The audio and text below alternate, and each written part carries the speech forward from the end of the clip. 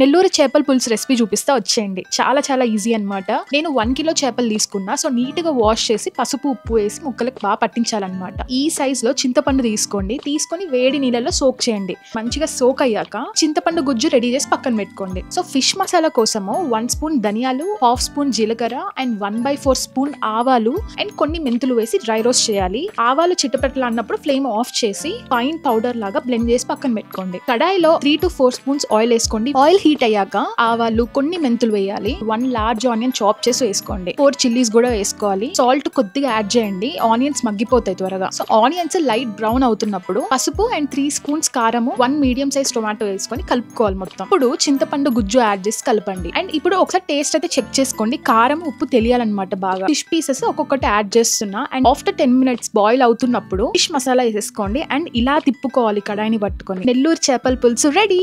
Super ఉంటది taste అయితే.